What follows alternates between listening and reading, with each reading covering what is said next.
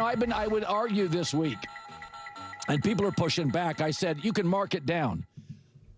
With 7 coordinators over the last, since 2017, Jared Goff is number 1 or number 2 at everything in the NFL. 7 coordinators, McVay, Dan Campbell, rebuild in Detroit, and people are like, come on, Hall of Fame. And I think some of it is his first year was a bust, and strong memories, first impressions, and then Stafford's first year in L.A., he won a Super Bowl. It's like, oh, McVay punted him. But if you go to Stafford and Goff's numbers, all right, since that trade, and remember, Goff had a rebuild for 2 years in Detroit. Goff's numbers are better. When you look at Detroit, does Goff deserve more or less credit? Is it just about the run game, the O-line, or do you watch Goff and do you say, that's an elite quarterback? I would lean more toward that. Goff, in many ways, Colin, and you know this, Goff is somewhat of a dinosaur the way people like to talk about quarterbacks now, because he's a pocket quarterback. He's not a playmaker. He's not going to leave the pocket and make those special plays. So Goff, as most quarterbacks should be, is a function of a system, and he can execute a certain system at a really high level, and he can make throws within that given system. What he does, I believe, better than any quarterback in the NFL is throw the ball between the numbers. He's a window thrower at, let's say, 16 to 25 yards. Those are very difficult throws to make in the National Football League, and I think he's the best at it. But again, he's, in many respects, people look at the Mahomes, the Allens, the obviously Lamar, even Burrow, when he's healthy, moves around quite a bit, is a better athlete than a lot of people might think. These are the quarterbacks we look to now, and Goff's not that guy. He's essentially a pure pocket quarterback, but at an extremely high level.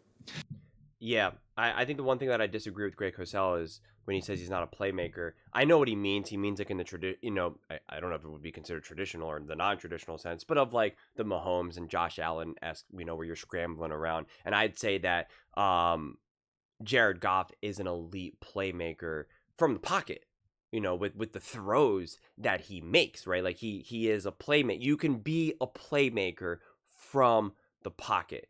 But what Colin said in the beginning where he goes, people are pushing back on me. I posted a video, and I hope you guys watch it. It's a long one. It's all about comments and how people make stuff up, essentially. And so I was looking back for a video where I defended Jared Goff after he lost in the playoffs. And I came across a juicy one because Colin said, it's ridiculous that people downplay Jared Goff. And I was like, well, wait a second, man. You were part of that train. And I found another clip, and it's a good one.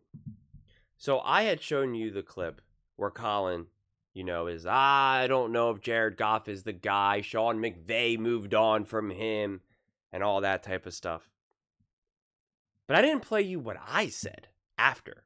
So this was after Colin's like, the Super Bowl window is closed. There's concerns. Jared Goff, there's a reason why. It's fair to question, can you even win with Jared Goff? And now he's like, nah, he's a Hall of Famer. But this is what I said.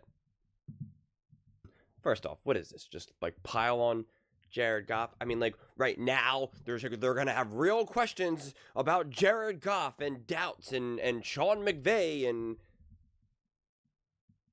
What are we doing here? Last week, heck, on Friday, people were talking about Jared Goff being the MVP, being special, being a top 10, top 5 quarterback, an MVP candidate. And now we're like, can we win a Super Bowl with him? Has the Super Bowl window closed? We can't keep swinging from such extremes. We just can't. That, my friends, is what we call consistency. Yeah. I do think we have to get better. I don't know how to do it, though, but I do think we have to get better. Because this question, right, how much credit does Goff deserve? And it's just like, man, I know it's the easiest to look through the lens. To look at teams through the lens of like a quarterback and coach, because it's the most simple. We just say, coach good, coach bad. Quarterback good, quarterback bad. rather than looking at all the other players. Like, no one's really looking at a team. And obviously they have the most impact, right? I was going to use like a random example of like a corner or something. And it's just like, yeah, like they're going to have less impact on a game than a quarterback, of course, and then a head coach. But I just wish there was a more reliable way through this riddle we keep finding ourselves in. There's just not an easy way through it. But I just think that, man, it's like, unless you just keep winning, it just feels like you're never really going to get credit. I feel like maybe if you get like 2 or 3 Super Bowls, then anything else you do throughout the course of a season, throughout the course of your career, you get more benefit of the doubt. But I mean, I don't know. Like, Jared Goff, if Jared Goff and the Detroit Lions were to win a Super Bowl this season, you'd have a big narrative of like, well, he needs a great team around him. And then if in a couple years the team's not as great and Amon-Ra St. Brown gets injured, whatever it may be, and he doesn't win, they'll be like, see? And Colin will be back on like, he needs a great O-line, and then it'll be this kind of circular cycle we find ourselves in. And, I don't know an easy way out. I really don't, because it is easier when we're talking about these games. Like, yeah, I mean, when you're talking about a quarterback who's going to throw the ball like 35 times or something, 40 times, right? Who's going to throw touchdowns, interceptions, fumbles. Like, you're like, yeah, like this game was won or lost by said quarterback. Like, I get it. But yeah, I don't know. It's just, it's so interesting. It just, I don't know how we escape how a quarterback plays pretty well. Right now, the Detroit Lions, right? They're all on pace for the second most points in NFL history, et cetera, et cetera, et cetera. And it's just like, and now Colin's like, he's a Hall of Famer. But like after the last playoff game, it was, I don't know if the Lions can win with him. And my point is, now they beat, a Ravens team that's obviously not that good right now. They beat the Browns, the Bengals. I'm already forgetting who. But my point is, it's not like it's been a clash of the Titans, right? They're not working their way. They didn't dominate the Eagles, dominate the Chiefs, dominate the Bills, right? Like, they're not like ripping through all these teams. And again, I'm a supporter of the Lions, so I'm not using those teams as a way to downplay the Lions. My point is like, they've played 5 games since that playoff loss. That playoff loss was just doom and gloom. Jared Goff is just, nope, not going to work. He's not good enough. And now you beat like the Cleveland Browns and the Bengals, and you're like, he's a Hall of Famer. And it's like, well, wait, what? Like, I just, how did those games, how did the way how this season right now is unfolding get you to that? My point is that the opinion that you had of Goff should not change that rapidly. It just shouldn't. It's just like, how? There's nothing to suggest in these handful of games this season that he went from, you can't win a Super Bowl with him, time to move on maybe, Super Bowl window has closed, to, you know what? He's a Hall of Famer. Not enough has happened. I mean, they played 5 games. That's not enough. It's not enough to go from, not that good, to Super Bowl winner, or to Hall of Famer.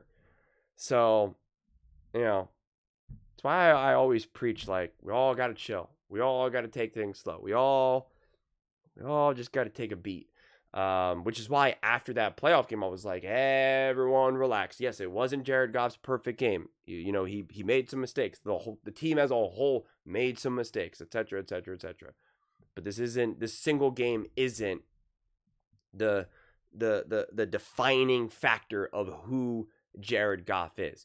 Just like starting off this season, beating a bunch of bad teams, and beating, we'll call the Ravens an okay team at this moment, a crowning achievement, of just like, okay, now this is who we, well, all that other stuff wasn't, now this. So, it just gets messy to me, honestly. It really does. And I guess I still take issue with the highlighting that Colin's like, I'm telling you that Jared Goff is a Hall of Famer.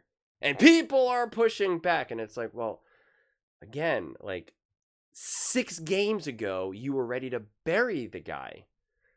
Like, come on. Can you guys see what I'm saying right now? Can you see why my mind is hurting? Why my brain feels like it's about to pop? Because it's just like, what are we saying right now then? Like,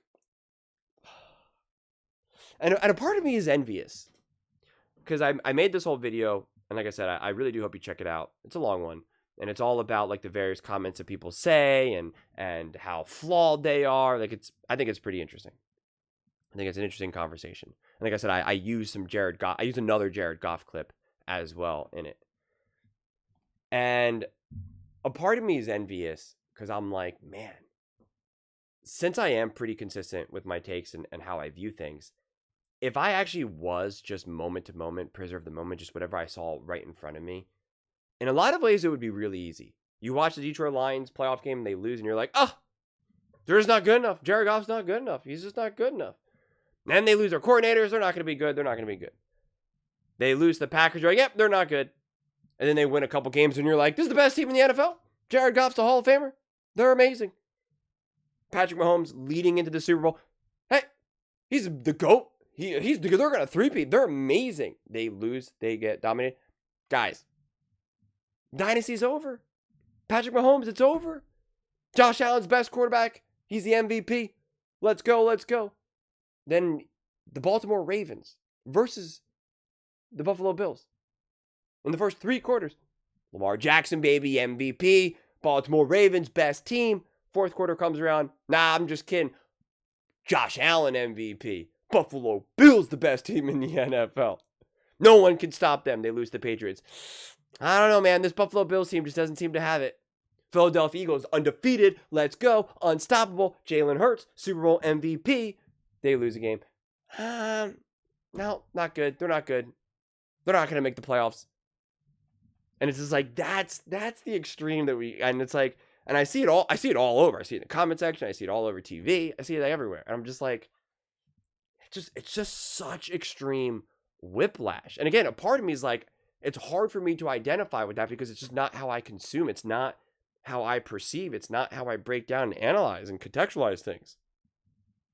But a part of me is kind of like, man, what would it be like if I was just so moment to moment? Like, it would be easy from creating content because you just then repeat whatever you see right in front of you. The team wins and you're like, this team is great. The team loses, you're like, nah, I don't think they got it. Like, it's simple then at that point. I don't know what the felt experience would be if that is actually how my mind would work and you're watching a game and you're like, oh, the Detroit Lions are going to win the Super Bowl, and then they lose a game and you're like, they're not good enough this year. Like, just a roller coaster of emotions. So that's what this Jared Goff conversation, I think is a really, I think the 2 examples of this significantly right now so perfectly are Jared Goff and Jalen Hurts for 2 completely different reasons.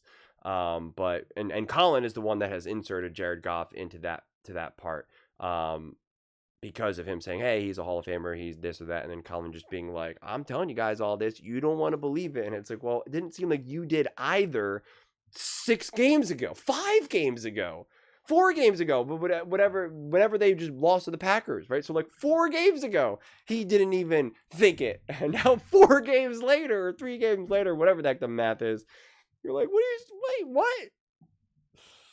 I don't know, man. It's been a long week. But those are just my thoughts. I'd absolutely love to hear yours. What do you guys all think? How much credit do you think Jared Goff deserves? And do you think he is a bona fide, undeniable, first ballot Hall of Famer? Let me know in the comments below. I read every single comment, so whether you agree with me or disagree with me, either way, let's get in some discussions. Let's get in some fights. But ultimately, let's just have some fun. And please do consider subscribing. We are building an amazing community here, and I absolutely love to see you part of it. I want to build something that we all generally feel connected to. Something that we're really excited to be part of. I think we're well on our way to doing it. Please don't forget to give this video a thumbs up, as it really does help with the visibility and the algorithm. Thank you so much. See you next time.